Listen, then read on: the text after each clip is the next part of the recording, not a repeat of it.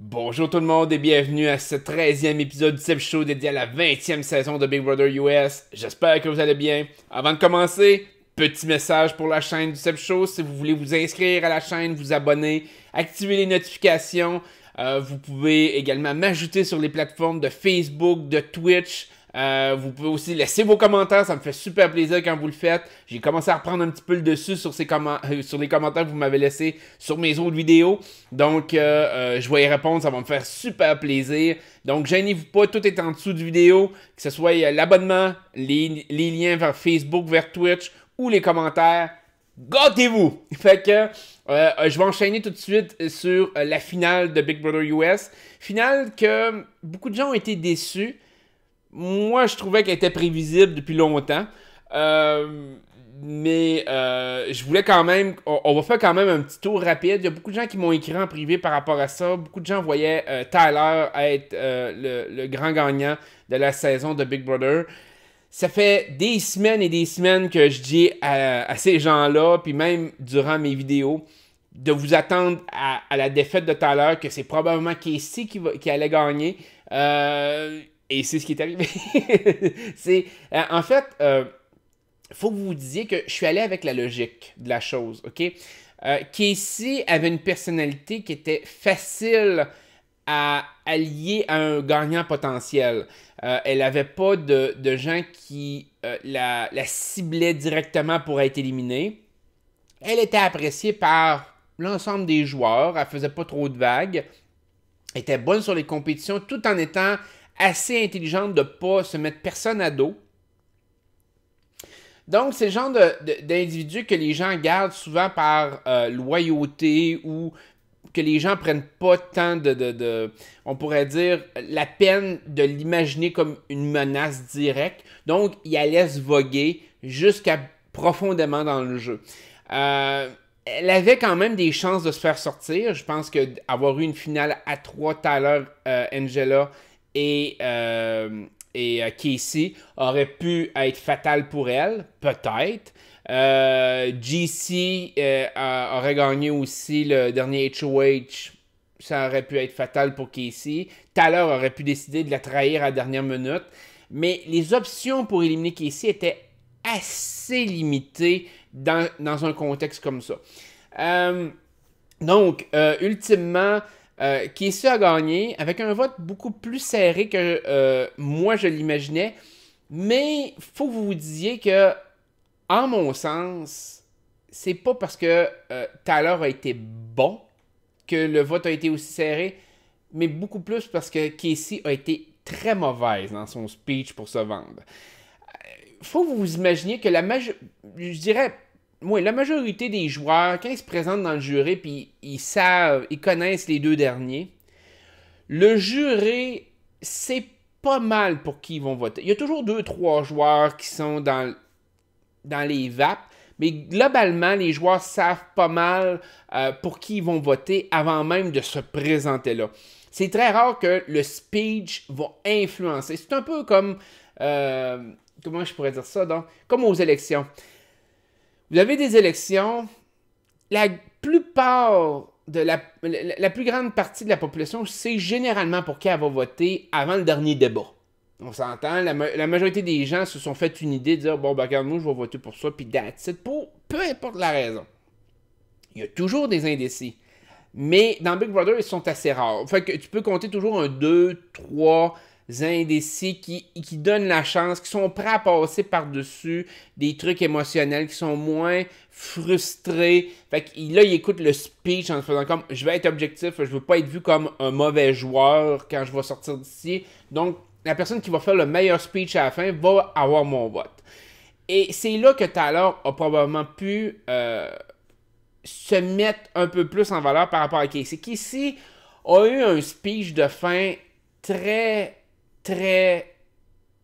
quelconque. Okay? Je vais utiliser le terme quelconque, je pourrais utiliser des termes plus durs, mais le problème de Casey, c'est qu'elle n'a pas du tout utilisé ses forces et la façon qu'elle les a utilisées pour se mettre de l'avant puis se vendre. Par exemple, je vais prendre un exemple. elle n'a pas vraiment mentionné le Hacker Comp qu'elle a gagné. Le Hacker Comp qui a fait en sorte que Rockstar s'est fait éliminer. Moi, à mon sens, quand la question lui a été posée de dire qu'est-ce que tu as fait d'autre que d'être gentille, que ton jeu social, j'ai gagné le Hacker Comp, j'ai mis Rockstar, j'ai pris la chance de mettre Rockstar pour l'éliminer. J'ai créé de la merde. Et le fait d'éliminer Rockstar a permis à mon groupe de joueurs vraiment de se sortir d'une situation qui était complètement apocalyptique pour eux autres cette semaine-là. Là. Et Ellie avait complètement le pouvoir. Elle aurait pu mettre Tyler au balotage contre Angela, contre Brett. Il y avait des possibilités immenses que l'un d'entre eux se fasse éliminer. Mais finalement, Casey a réussi à mettre Rockstar et faire éliminer Rockstar au final. Casey n'a pas parlé de ça du tout. Elle s'est fait poser la question par rapport au veto qu'elle n'avait pas utilisé. Encore là, elle n'a pas fait le lien de dire « Oui, j'ai pas utilisé les vetos parce que justement, ça solidifiait mon jeu de ne pas les utiliser. Ça l'a solidifié le fait que je me suis pas mis personne à dos. Parce que j'ai pas... parce que justement, il n'y avait personne d'importance pour moi allié à moi qui était sur le bloc. Si j'avais eu quelqu'un d'importance, j'aurais utilisé mon veto. C'est toutes des speeches que Casey n'a pas été capable de faire. Casey, la seule chose qu'elle a mis de l'avant, c'est ma loyauté puis le fait que je suis gentille.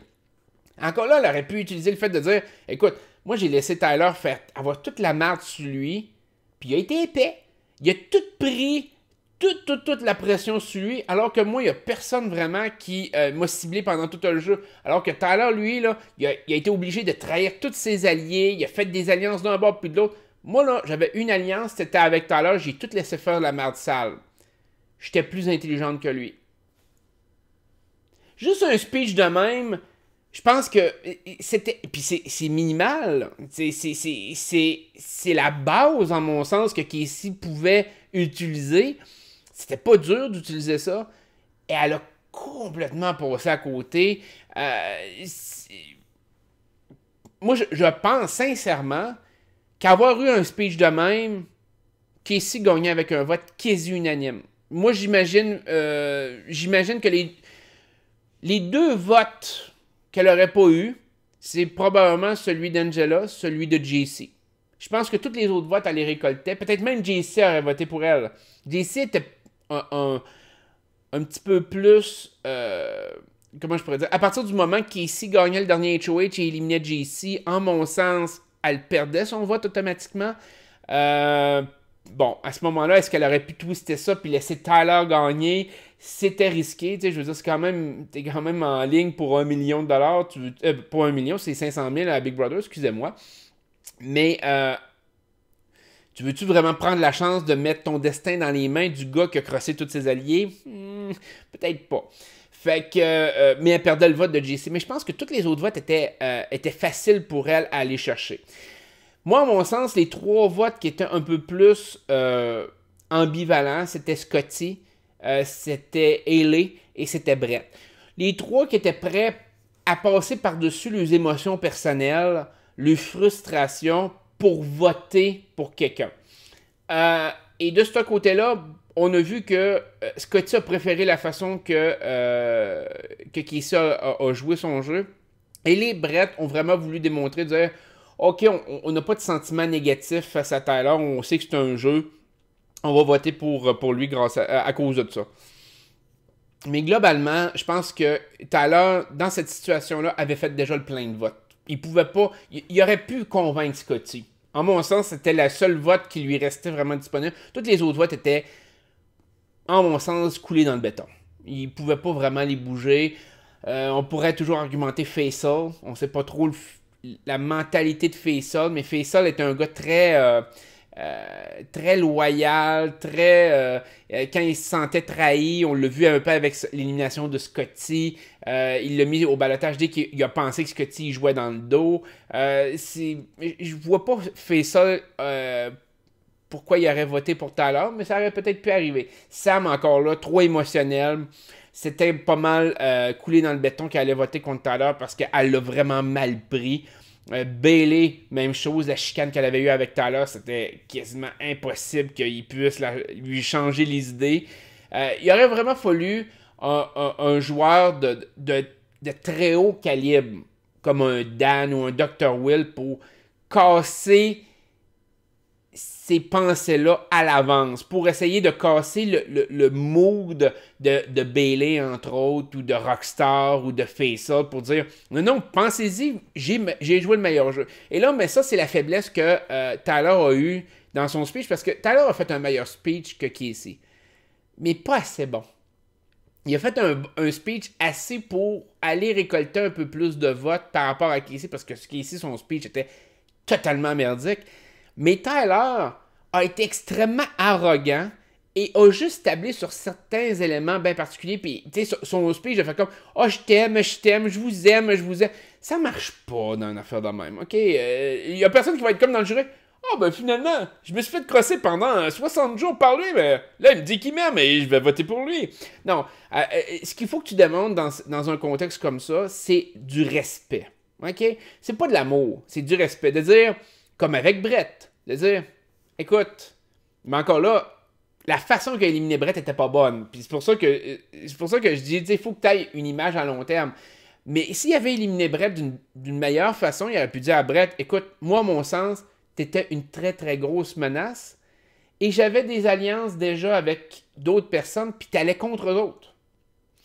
Fait que quand j'ai mis ça dans la balance, je t'ai éliminé, mais c'était pas personnel, c'est pas parce que je voulais vraiment te voir partir, j'aurais aimé ça continuer à travailler avec toi. Mais, regarde, t'étais ma plus grosse menace. Bon, ben au moins c'est clair. Bayley, il aurait pu faire un même speech, j'ai fait comme, écoute, moi j'avais l'impression que t'étais le leader de l'autre équipe.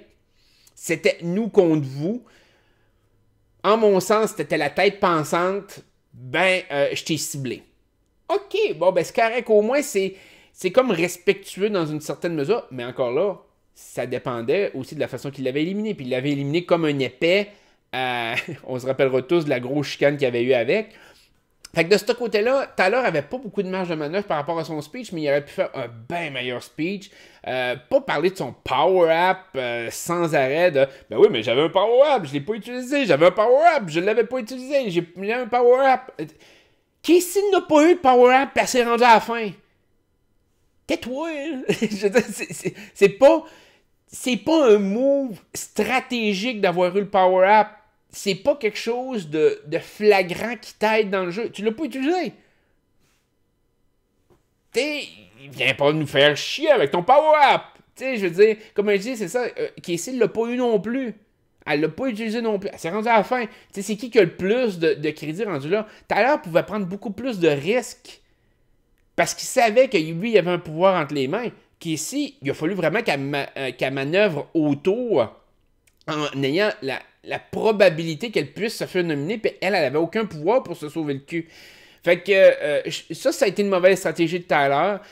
Mais globalement, c'est le jeu de Tyler du début à la fin qui a été mauvais. Puis si vous réécoutez un de mes épisodes un peu dans le coin de quand ils ont le level 6 a éliminé Rachel, puis peut-être Caitlyn, je ne me rappelle plus lequel des deux. Je vous avais fait le speech de dire il faut que Tyler s'adapte maintenant. Il a joué sale, irrespectueux envers ses alliés, envers son monde. Il a menti, il a fait des alliances avec tout le monde. Là, il faut qu'il shift sa stratégie. Parce que s'il ne shift pas sa stratégie sur quelque chose de plus concret, où ce que là, il va avoir du respect mis là-dedans, puis qu'il va avoir une meilleure stratégie, il va perdre à la fin. C'est exactement ça qui est arrivé. Il n'a pas shifté. Parce que avant le juré, tu peux t'en permettre un peu plus. Tu peux être un peu plus sale. L'élimination de Caitlyn est un exemple. L'élimination de Steve est un exemple. C'est correct, tu peux te le permettre. Rachel, à la limite, tu peux te le permettre. Mais quand tu es rendu au juré, tous les moves que tu fais comptent. Toutes les choses que tu fais. Et tu as une marge de manœuvre très mince. Parce qu'à chaque vote que tu perds un gros morceau de ta probabilité de gagner. Puis c'est un peu ça, c'est que oui, tu peux te mettre quelqu'un à dos. C'est normal, c'est correct, ça fait partie de la game. Mais il faut que tu limites le nombre de personnes que tu te mets à dos. Donc le but quand tu arrives rendu au juré, c'est d'essayer de faire en sorte que les autres fassent la job sale à ta place. Tyler n'était pas capable de faire ça. Tyler n'était pas capable d'arriver puis de se permettre de le faire. Et je vais prendre un peu l'exemple avec quand il s'est battu contre Haley dans le HOH, que lui il a gagné. C'était l'histoire avec la tarte. Scotty venait de revenir. On s'entend-tu que l'alliance de Haley et Scotty était à terre? Il était deux. Deux. Scotty voulait encore travailler avec Tyler. Je comprends que Tyler avait peur de se faire nominer à ce stade-là. Mais sincèrement, Tyler aurait dû perdre cette compétition-là. Parce que à partir du moment qu'il perd, Haley met des gens que lui, il n'a pas besoin de trahir. Elle aurait peut-être mis, bon, oui, peut-être elle aurait mis des alliés très proches, mais tu sais, là, à ce moment-là, c'est la stratégie de dire, écoute, t'essayes de mettre Brett. T'essayes de mettre, mettons, Brett au pire contre Tyler. À ce moment-là, t'aurais eu JC, Angela, Casey qui auraient tous voté pour éliminer Brett. Bon, parfait. Sam aussi. Scotty aussi. Ça aurait été un vote unanime pour éliminer Brett. T'as pas trahi Brett, t'as pas fait de mal. C'est Ellie qui a le sang ses mains. Au pire du pire, tu te fais mettre nominé contre Angela. Là, tu peux jouer sur le power of veto. Mais là, t'es juste un vote parmi plein d'autres. Encore là, Tyler avait le poids d'essayer d'influencer le vote, dépendamment qui allait se retrouver, si JC allait se retrouver là ou peu importe. Mais Tyler n'était pas capable de prendre ce recul-là puis de se dire « Ouais, je vais laisser d'autres joueurs s'éliminer. » Le but, c'est toujours de switcher, puis Dr. Will l'a très bien fait, autant dans sa saison d'origine que dans le All-Star, d'arriver puis de switcher d'alliance d'un à l'autre, de laisser les alliances gagner les HOH et de faire en sorte que ces alliances-là, de contrôler le vote, mais que c'est ces alliances-là qui éliminaient le monde. Fait que ces alliances-là se mettaient du monde à dos tout le temps, alors que Dr. Will, lui, il faisait juste manœuvrer en arrière. Tyler n'a pas su faire ça, et c'est pour ça que moi, à mon sens, Tyler n'a pas été un bon joueur. Est-ce qu'il a été un meilleur joueur que Casey? J'avoue que Casey n'a pas été une très bonne joueuse en tant que telle. Mais elle avait beaucoup plus conscience. Elle a fait du jury management tellement intense que malgré un speech de merde à la fin, elle a gagné. Fait qu'elle avait quand même une bonne réserve d'appréciation avant même d'arriver dans les deux derniers. Tu sais, pour qu'elle gagne avec un speech aussi merdique que ça, c'est parce que vraiment, les gens avaient apprécié qui qu'elle était puis quel genre de joueuse elle était bien à l'avance. Parce que c'est elle qui a perdu des votes à la fin, pas Tyler. Tyler a réussi à en gagner. Donc, Casey, elle avait vraiment un plein de votes beaucoup plus grand avant d'arriver dans les deux derniers. Fait que, de ce côté-là, Casey a très bien joué son jeu de fin, de juré. Fait que, c'était pas surprenant. Je comprends les gens qui disent que Tyler a été beaucoup plus explosif, plus intéressant pour la TV. Mais comme je dis, c'est pas... Tu gagnes pas Big Brother en étant intéressant à TV. C'est toujours une question de ça. C'est le fait, comme exemple, Love Story était pas pantoute sur la même dynamique. C'est le public qui vote. Donc oui, à ce moment-là, il faut que tu sois plus explosif. Il faut que tu fasses un peu plus d'affaires pour le public, pour que le public embarque. Big Brother, c'est pas ça la game. Puis même si je préfère que ce soit explosif, encore là, Tyler a mal joué ses cartes. Pareil stratégiquement pendant tout le jeu, même si c'était plus intéressant de le voir jouer, il était très brouillon sur plusieurs moves qu'il a fait. Casey a été très brouillon sur sa finale. Moi, à mon sens, Casey l'a échappé en finale. Fait que dans l'histoire de la télé-réalité, il y a eu quand même plusieurs fois justement que les joueurs s'attendaient, puis Tyler s'attendait de gagner, on s'entend, mais que le public s'attendait aussi à certaines victoires de certains joueurs, comme je peux penser à Amanda dans Survivor China. Il y a eu, entre autres aussi, tout le monde pensait qu'elle allait gagner contre Todd. Todd a réussi à gagner. Il y a eu même Clay qui a failli gagner contre Brian dans Survivor Thailand. Il arrive des événements, des fois, que c'est le speech de fin qui fait la différence. Et donc, dans ce contexte-là, Casey aurait pu perdre parce qu'elle n'avait pas été une assez bonne joueuse pour que les gens scellent leur vote énormément à l'avance. Elle a sécurisé certains votes de haine contre Tyler, mais elle n'avait pas sécurisé assez de votes pour être sûr à 100%. Ce que d'autres joueurs ont réussi à faire, de dire comme Dan, entre autres. Dan a réussi à sécuriser les votes bien à l'avance. Il gagnait de toute façon, peu importe le speech de merde dans sa saison d'origine, je parle. Peu importe le speech de merde qu'il aurait pu faire à la fin, logiquement, il gagnait pareil parce que son vote était très solide. Il a gagné avec un vote unanime, fait que de toute façon, ça n'a pas fait de différence pour lui. Mais dans ce cas-ci, oui, il y avait une chance que Tyler puisse gagner, alors que même moi, j'avais la difficulté à l'imaginer gagner. Au final, je me suis dit, ouais, avec le speech que Casey a fait, il aurait pu. Il aurait pu. Mais c'était. Il y avait trop un gros bagage de Tyler. Fait qu'en mon sens, le joueur qui a le mieux joué a quand même remporté Big Brother cette année. Dans les 2 derniers, on s'entend. Tyler a mal joué. Pour un fan de l'émission, parce que c'est un fan, c'est un gars qui se l'avoue tout le temps, qu'il a toujours rêvé de faire Big Brother, il a toujours rêvé de gagner Big Brother. Pour un gars qui connaît Big Brother sur le bout de ses doigts, ou du moins c'est ce qu'il dit, il a passé à côté d'un gros pan de stratégie qui a complètement échappé, de faire des alliances avec tout le monde, puis tout. Ça n'a jamais fonctionné pour donner la victoire à quelqu'un à la fin. Là. Jamais, jamais, jamais. Fait qu'il jouait pour être deuxième. Il y avait une excellente stratégie pour être deuxième. Encore là, je compare avec d'autres joueurs. Puis oui, peut-être qu'il aurait pu renverser la vapeur, mais il n'était pas assez fort sur son speech pour renverser vraiment la vapeur contre Casey. Mais ça aurait pu arriver. Bref, après ça. Qu'est-ce que je voulais qu'on parle un peu? L'arrogance de son speech, ça c'est fait. L'alliance du level 6, il y a beaucoup de gens qui disent, c'est une alliance super forte. Il y a beaucoup de gens qui disent c'est la meilleure alliance de Big Brother, ceux qui ont écouté cette saison-ci. Moi, je suis pas d'accord. En mon sens, la meilleure alliance de l'histoire de Big Brother reste quand même la brigade, The Brigade, qui a fait en sorte que les 3 membres de l'alliance se sont trouvés dans les 3 derniers. Donc Enzo, Aiden et Lane.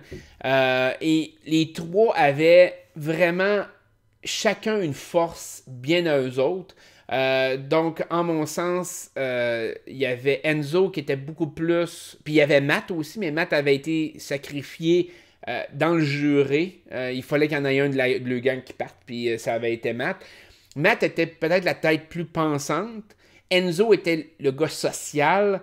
Lane était le gars peut-être plus fort physiquement. Aiden était comme un mix des 3, puis au final, c'est Aiden qui avait gagné. Mais l'alliance des 3 avait quand même résisté jusqu'à la fin, jusque dans les 3 derniers. C'était quand même impressionnant. Il n'y avait pas eu vraiment d'ambiguïté. Il avait contrôlé le jeu du début à la fin. Ça avait été une domination totale de l'Alliance. Jamais que je vais considérer Level 6 au niveau de la Brigade. La Brigade avait été vraiment ultra dominante sur les compétitions. Et même quand ils ne gagnaient pas de compétition, ils faisaient faire... Ils n'ont jamais été dans une situation comme le Level 6 où il fallait qu'ils sacrifient quelqu'un, comme quand ça a été Rachel ou n'importe quoi. Il y a eu Matt, ça a été tout. Fait que il était toujours capable de faire les moves par les autres, de twister les stratégies, puis de le faire par les autres. Le level 6 a réussi à le faire un peu, comme exemple avec Scotty, Faisal qui a mis Scotty, mais la brigade l'a mieux fait en général. Moi, à mon sens, la brigade a le haut du pavé côté alliance de l'histoire de Big Brother. Level 6, peut-être deuxième, peut-être troisième, ça serait dur à dire, faudrait le réévaluer, là, parce qu'il y a certaines alliances que probablement que j'ai plus en tête, mais je pense que la brigade est simplement indétrônable de la première position. Ils ont dominé la saison là, de bout en bout jusqu'à la fin. Puis c'était 3 gros joueurs, 3 joueurs importants, 3 joueurs qu'on voyait depuis le début dans dans Big Brother. L'attention était mise sur eux autres, puis même sur Matt aussi, là. Mais bref, fait que c'est un peu ça. Fait que non, Level 6 c'est pas une des meilleures, est pas la meilleure alliance de l'histoire de Big Brother. Ça je le garantis, ça à mon sens, c'est même pas proche avec la brigade. On a eu aussi, dans le fond, dernier aspect que je veux parler de la finale, pour rapper un peu la saison, c'est un peu les twists. OK? En mon sens, les twists de cette saison-ci sont la raison pourquoi on a eu une saison de... une deuxième moitié de saison de marde. OK? Je pense que la saison 20 de Big Brother, la première moitié de la saison, était tellement intéressante à plein de niveaux. Imprévisible. Il y a eu des revirements de situation incroyables. L'élimination de Rachel, entre autres. L'élimination de Caitlyn. Il y a eu, avant le jury, il y a eu beaucoup de mal qui s'est fait, qui s'est créé. Beaucoup de joueurs étaient intenses. Il y a des joueurs qui étaient très compétitifs. Et là, les twists du jeu ont commencé à rentrer en ligne de compte. Puis le pire, c'est qu'il y avait des twists comme le BB App Store qui ont été du début, mais n'ont jamais eu d'impact avant quasiment le jury. Ou on pourrait dire peut-être au vote de Caitlyn, là, quand ça a été Sam qui n'a pas utilisé son pouvoir. Mais ça a été vraiment après que les twists ont commencé à avoir de l'importance. Et au lieu de favoriser les joueurs, tous les twists ont été à l'encontre de joueurs. Donc, on a eu le BB App Store de Bayley. Le fait que Bayley ait un BB App Store, qu'elle le dise, c'est reviré contre elle. Tout le monde voulait la backdoorer. Hayley qui a gagné le Hacker Camp, qui a mis Tyler comme nominé, ça l'a backfire contre Bayley d'ailleurs. Ça a été le fait que c'est Bayley qui a pris le blâme. Après ça, Hayley a été obligé de prendre le blâme. Là, ça a créé de la merde, ça a créé toutes sortes d'affaires. Ça a créé de la merde, mais c'était pas nécessairement bon parce que ça a été tout des moves contre l'Alliance des Foutés. L'affaire, c'est que, en mon sens, s'il n'y avait pas eu le Hacker Camp puis les BB App Store, on aurait eu un jury tellement plus le fun à voir. Imaginez-vous le scénario où est-ce que Bayley se serait probablement fait éliminer. Ça, je pense que c'était... Mais encore là, elle n'aurait pas eu le Baby App Store, peut-être pas. Mais il y a des chances que Bayley aurait été éliminée. Bayley éliminée, là, vous tombez sur le HOH de Hayley. Il n'y a pas de Hacker Camp. Ça fait en sorte que Hayley, la seule chose qu'elle a besoin de faire, c'est de nominer les deux filles. Casey avec Angela. Peut-être que Brett aurait pris la place d'une des deux. Tyler aurait peut-être pris la place d'une des deux. Mais l'alliance aurait été cassée. L'alliance du level 6 aurait été cassée drette là. Fait que après ça, on aurait eu probablement Faisal qui aurait gagné. Son alliance aurait été beaucoup plus solide. Il n'aurait probablement pas nominé Scotty. Qui aurait fait en sorte qu'il y a des grosses chances que, minimalement, peut-être que Sam aurait été éliminé. Mais probablement quelqu'un d'autre du level 6 aurait été éliminé. Là, à ce moment-là, les joueurs de level 6 qui restaient auraient été sur une run d'essayer de gagner des veto des HOH. Ça aurait peut-être été Casey, Tyler, peut-être ça aurait été Angela, Tyler, peut-être Angela, Casey. Mais là, il aurait gagné des compétitions pour se sauver le cul à toutes les semaines contre les foutés. Moi, à mon sens, la deuxième moitié de saison aurait été tellement folle s'il n'y avait pas eu les twists. Moi, à mon sens, c'est vraiment... Je trouve ça dommage. Parce qu'on aurait eu un combat vraiment de nombre contre la puissance brute. Là, on aurait eu des gens comme Sam, JC qui auraient essayé de se faufiler. Des gens comme Scotty qui auraient pu se faufiler. Le Battle Back aurait emmené des joueurs du level 6 qui auraient peut-être pu revenir. Tyler, Angela, Casey, Brett. Who knows? Fait que, moi, à mon sens, ça leur a créé quelque chose de tellement plus sain comme bataille, de beaucoup plus égal. Mais vu que tous ces twists-là, foutés, on s'entend avec leur stupidité, là, ils ont été vraiment mauvais côté gaming, côté jeu. Mais à partir du moment que que Rockstar a été éliminé, sous le règne de Hayley, c'était la fin de fouté. Ils ont été dominés. Faisal aurait pu faire mieux son geste, mais globalement, cette semaine-là, même si, exemple, il avait voulu faire un move de fou, il y a des chances que Tyler aurait peut-être pu utiliser son pouvoir, qui aurait fait en sorte que de toute façon, Faisal aurait peut-être pu perdre sa semaine aussi. Fait que je trouve que les pouvoirs ont été extrêmement mal pensés cette saison-ci, extrêmement mal mis, et ont créé bizarrement une fin plate. Une twist, d'habitude, c'est censé créer de la merde. Sauf que au départ, le BB App Store, moi, à mon sens, le BB App Store, tu mets une twist de même quand tu sens que la saison est plate déjà en partant. Ce qui n'était pas le cas. La saison était enlevante. Il y avait du potentiel. Puis, non, ils ont mis une twist direct en partant première semaine. Je trouve que c'était une twist qui valait pas la peine d'être mise la première semaine. Je trouve que c'est une twist qui aurait peut-être pu garder. Le Hacker Camp, à l'intérieur de la maison, c'était déjà la destruction la plus totale. Pourquoi rajouter le Hacker Camp?